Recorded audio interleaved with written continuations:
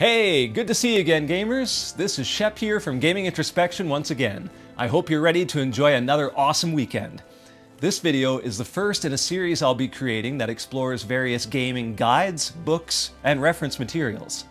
We'll explore some notable paperbacks that act as excellent complementary pieces to some of our favorite characters, histories, and game series.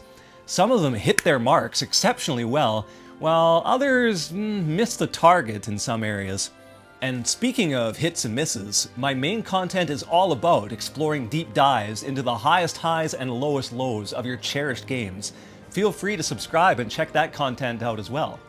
Having said that, let's get right to it and examine our first exhibit, Final Fantasy VII Material Ultimania.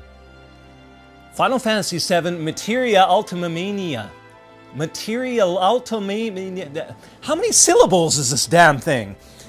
Final Fantasy VII Remake Material Ultimania.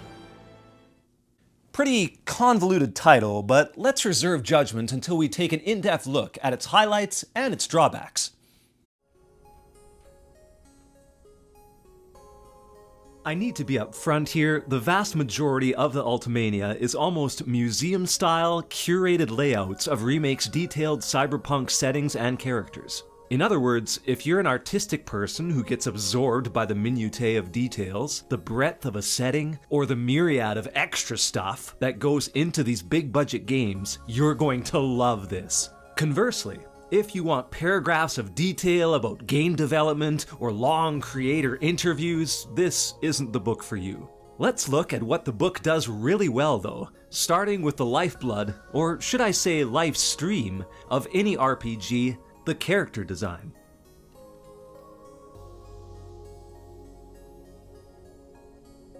When you flip to the character section, it's just an amazing feast for the eyes. You get large full-page portraits of all the big important characters, of course, but it also zooms into various parts of their design. You get detailed notes about the scratches on Cloud's shoulder pauldron, notes concerning Barrett's dog tags, and bomb and chocobo charms on Tifa's wrists.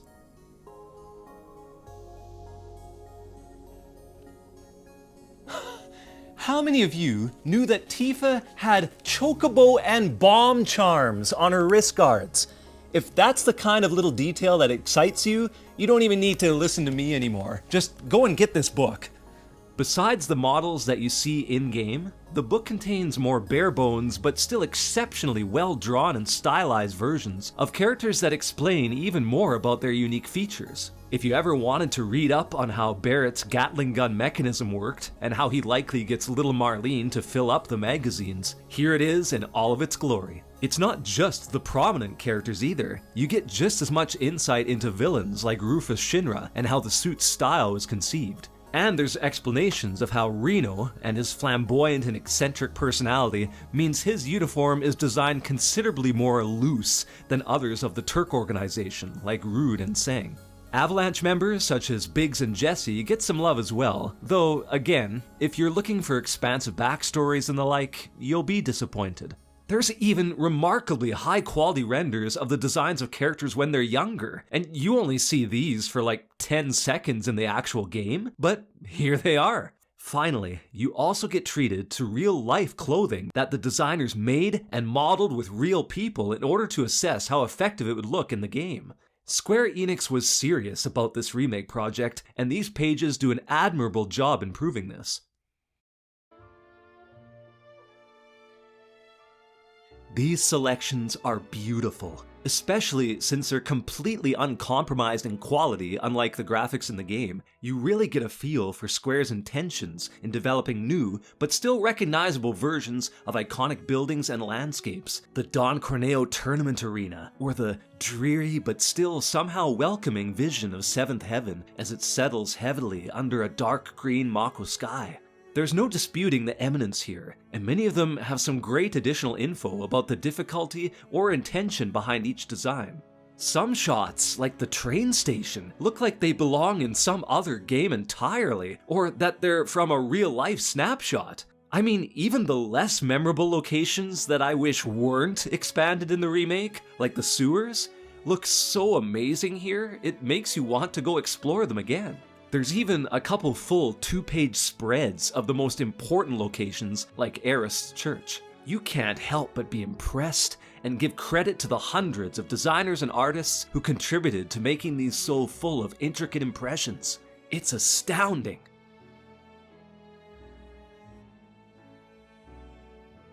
One of the more surprising inclusions within Ultimania is the storyboards that were used when designing the impressive cutscenes within the game. This is simply stuff you won't find anywhere else, and it's awesome that it's included. It's almost like reading a Final Fantasy VII manga with lots of little notes to guide the intended progression of the cutscene.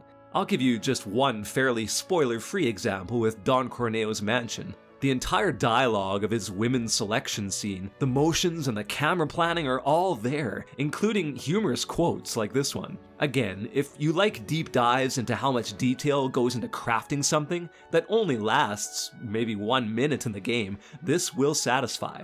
There are many others that more effectively capture some serious and high-stake moments. In some respects, it's done even more effectively than the actual game, but I'll leave you with just this recommendation so you can see them for yourself. Also, you get an inside look at how the producers got preliminary art and modeling done for the most impactful cutscenes in the game. Especially with a correlated strip showing the final version, this again reinforces just how much hard effort and work was needed to finally make this project come through to fruition. The list of stuff in this book is just ludicrous. Even one-time use items that no one would ever care to look at, in fact I don't even think you can see the model in the game, is the key to the sewer. And it's rendered perfectly just for your viewing pleasure. Ever wondered what kind of wallet that dumbass Johnny character carries with him? Here it is.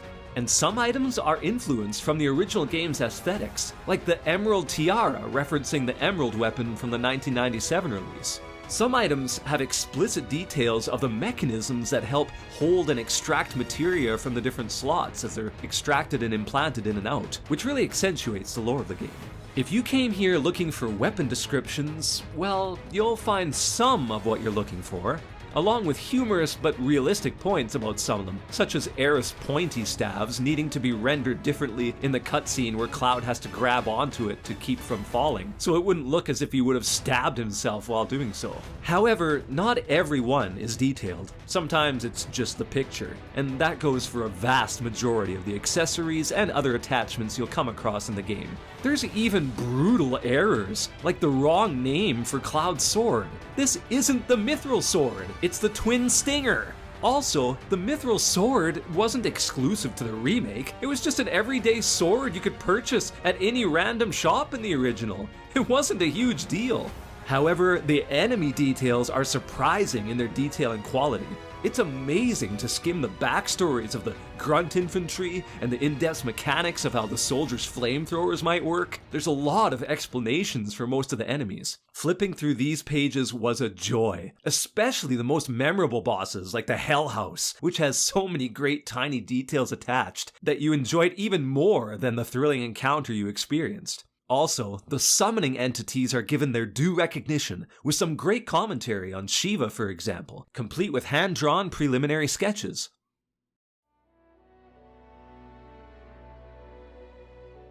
The manual is mostly visual, as I've stated, but there are some segments that, if you're coming here for more insight into the lore of the game itself, will greatly satisfy you. Paragraphs tell detailed tales of the climate, economy, and media distribution of Midgar. My preferred example for this is the Midgar timeline. It's an amazingly intricate, year-by-year historical almanac of the development of the pillar and plates as Shinra came to power, complete with important dates of characters' births or fates. You really come to understand how deadly the Mako development became as the Electric Company began their monopolization. There's even maps that detail specific plates, paragraphs that explain different amounts of public security and overall health and well-being of the different residents living in the different areas of Midgar. Near the end of the book, you'll find some great interviews with the voice cast of the Final Fantasy VII Remake, and it's awesome getting translated questions and responses from longtime voice actors like Cloud's Takahiro Sakurai. You understand their passion and excitement for the future of Final Fantasy VII, and again, you won't find this easily anywhere else. Music is and always will be an amazing and everlasting legacy for Final Fantasy. And there's not only a complete listing of all the music tracks in the game, but a wealth of insightful commentary detailing the mood, instruments, differences from the original songs. Man, I would be even more impressed by all of it if I knew much about music. But if you're an audiophile, I'm telling you, there's definitely something for you here.